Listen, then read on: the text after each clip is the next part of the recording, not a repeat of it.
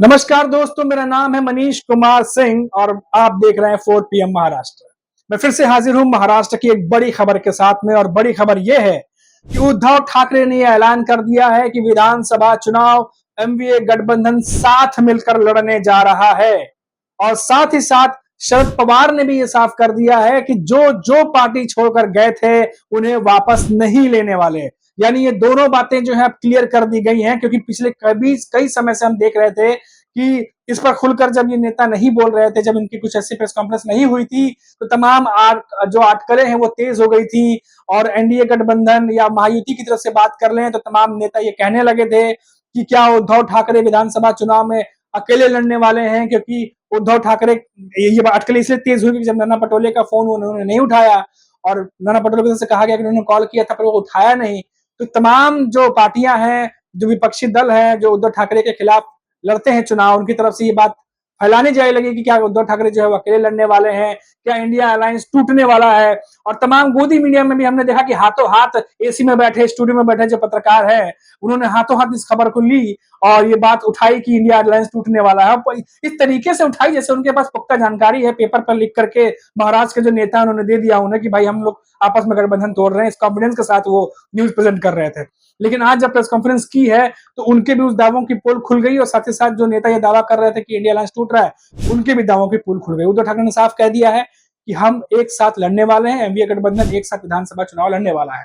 और वहीं जो संपर्क की राजनीति पर सवाल उठा रहे थे कि बहुत सारे नेता जो हैं वो शरद पवार की पार्टी के संपर्क में हैं, और जिस तरीके से कहा गया था सुनील तटकरे की तरफ से कि बहुत सारे शरद पवार के जो नेता हैं, मंत्री हैं, वो हमारे संपर्क में हैं, आज शरद पवार ने क्लियर कर दिया कि हमारे पार्टी को छोड़ के जो जो लोग गए थे उन्हें वापस हम नहीं लेने वाले। तो ये दोनों ही नेताओं ने जो है आज क्लियर कर दिया है। जो भी आकलन, जो भी झूठी टूटी अफवाहें उड़ाई जा रही थी, जो भी मनगढ़ंत कहानियां जो है चुनावी जो राजनीति गरमाई थी उसके बीच में उड़ रहे थे, उनको शांत करते हुए आज इन्होंने क्लियर बातें कह दी हैं। इसके अलावा और क्या कुछ बातें क्लियर की हैं वो मैं आपको एक करके सब कुछ बताने जा रहा हूं।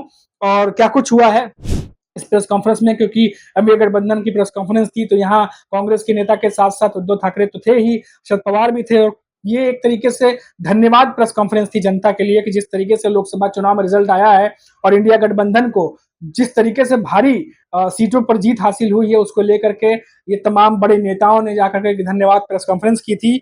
और इस प्रेस कॉन्फ्रेंस में उद्धव ठाकरे ने और क्या कहा है मैं बताता हूं आपको कि लोकसभा चुनाव की जीत एनडीए के लिए अंत नहीं है बल्कि शुरुआत है।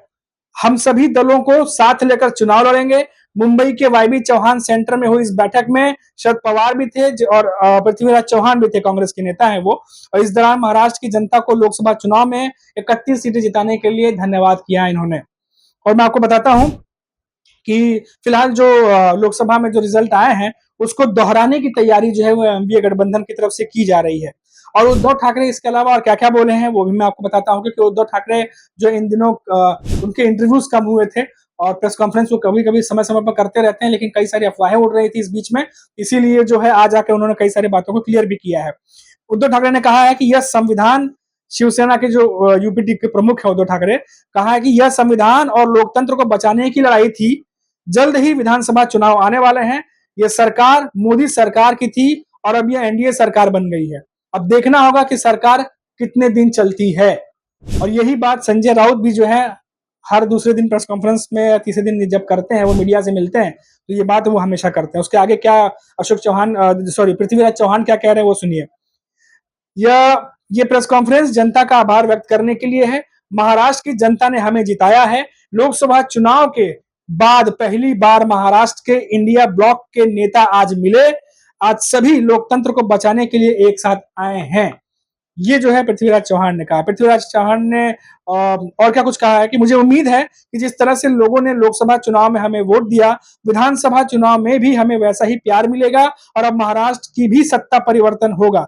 वहीं उद्धव ठाकरे फिर से कहते हैं कि लोकसभा चुनाव की जीत एनडीए के लिए अंत नहीं बल्कि शुरुआत है। तो ये जो बातें थी ये तमाम हमने आपको अभी बताई कि क्या कुछ खबरें निकल के आ रही हैं। और ये इंपॉर्टेंट किस लिए है मैं वो आपको बताना चाह रहा हूँ। ये इंपॉर्टेंट इसीलिए है क्योंकि जब से 4 जून को रिजल्ट आया था, 4 जून के रिजल्ट आने के बाद से ही लगातार तमाम पार्टियों में जो है वो गठबंधनों में फूट की जो है खबरें आने लगी थी। और जो एनडीए जो महायुति है महाराष्ट्र की, उसमें तो एक नाथ शिंदे के कई सारे पार्टी के नेता वो तो खुलकर बोलने लगे थे कि उन्हें पद नहीं दिया जा रहा है। 7 सांसदों वाली वो पार्टी है, महाराष्ट्र में 7 सीटें जीत के आई है। और वहीं अजीत पवार के गुट का क्या हाल था? अजीत पवार का जो एनसीपी है, वो हमने आपको हमेशा से ही उसकी रिपोर्ट देते रहे हैं हम कि क्या कुछ पार्टी के अंदर चल रहा है। एक तरफ तो नेता ये कह रहे थे कि महाराष्ट्र में 2022 के बाद मंत्रिमंडल का विस्तार नहीं हुआ, जहां उन्हें वो पद नहीं मिले, वो ध्यान नहीं दिया गया उन पे जहां वो मिलना चाहिए था। उसके बाद लोकसभा चुनाव में भी फजीहत हुई, हार का सामना करना पड़ा। उसके बाद एक सीट आई और उसमें भी बीजेपी की तरफ से जो है उन्हें कैबिनेट जो हुआ दिल्ली में विस्तार, उसमें भी जगह नहीं दी गई।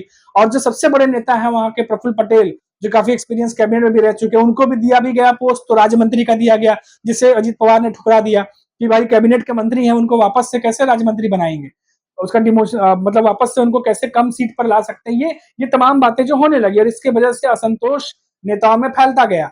और इसी बीच जब उद्धव ठाकरे जो थे, उनको नाना पटोले ने फोन किया था और विधानसभा चुनाव की तैयारियां जोर शोर से अब शुरू होने वाली हैं और शुरू हो भी चुकी हैं, क्योंकि उद्धव ठाकरे ने बीच में कहा ही था कि 288 में से 185 सीटें हम जीत कर लाएंगे। अपने कार्यकर्ताओं को भरोसे में लेते हुए कहा कि अब तैयारी शुरू कर दीजिए। उसके बाद से नाना पटोले ने कह दिया कि उनका फोन जो है वो उठा नहीं रहे उद्धव ठाकरे। अब बस इसके बाद लगातार अटकलें तेज हो गई कि इंडिया अलायंस टूटने वाला है, कि इंडिया अलायंस पर फूट पड़ चुकी है, अब उद्धव ठाकरे बात नहीं कर रहे, उद्धव ठाकरे के मन में क्या चल रहा है। ये तमाम बातें अटकलें लेकर के राजनीतिक पॉलिटिकल एक्सपर्ट और मोदी मीडिया ये सब लग गए कि इंडिया अलायंस महाराष्ट्र में कमजोर हो रहा है, एक नैरेटिव सेट किया जा सके। तो ये तमाम चीजों को क्लियर करते हुए आज एनडीए गठबंधन ने ये साफ साफ क्लियर कर दिया है कि ऐसी कोई भी बात नहीं है और जो कुछ भी चीजें हो रही हैं और होने वाली है उसको लेकर के तमाम क्लियरेंस आज दी गई है। और सबसे बड़ी बात यह है कि जैसा कि मैंने पहले ही बताया कि शरद पवार की तरफ से बहुत बड़ी बात कही गई है कि जो भी लोग पार्टी छोड़ के गए हैं उन्हें वापस नहीं लिया जाएगा। और यही बात उद्धव ठाकरे फिर से आज कहते नजर आए कि उन्हें वापस नहीं लिया जाएगा।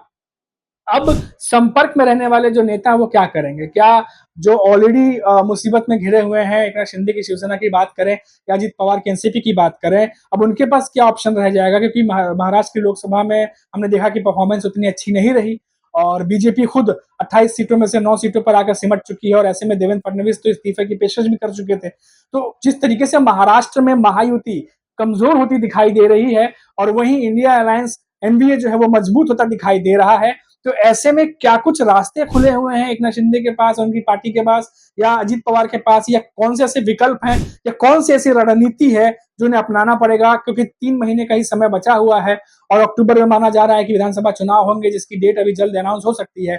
और ऐसे में इनके पार्टी के पास काम बहुत है इंप्रूवमेंट के लिए, लेकिन समय बहुत कम बचा हुआ है। और ऐसे में किसान के जैसा कि मैंने आपको पहले ही बताया कि किसानों के अलग मुद्दे हैं, किसान अलग नाराज चल रहे हैं और जो शरद पवार है वो उनसे लगातार मीटिंग भी कर रहे हैं, उनको कॉन्फिडेंस में ले रहे हैं, क्योंकि शरद पवार जो है वो किसानों से काफी जुड़े रहे हैं और बीच में उन्होंने डिपार्टमेंट भी संभाला हुआ था और वो पहले ही कह चुके हैं कि अगर आपकी बात नहीं सुनी जा रही है तो 4 महीने आप इंतजार करिए, उसके बाद हम सरकार जो है वो बदल देंगे।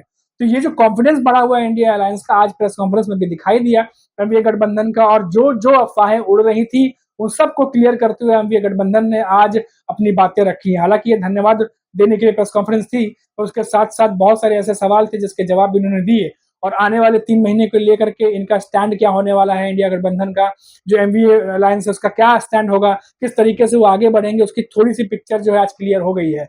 तो अभी के लिए फिलहाल इतना ही और आप देखते रहिए 4 PM महाराष्ट्र। लौटेंगे तो बात करेंगे महाराष्ट्र से किसी और बड़ी खबर पर। तब तक के लिए मुझे इजाजत दीजिए। नमस्कार।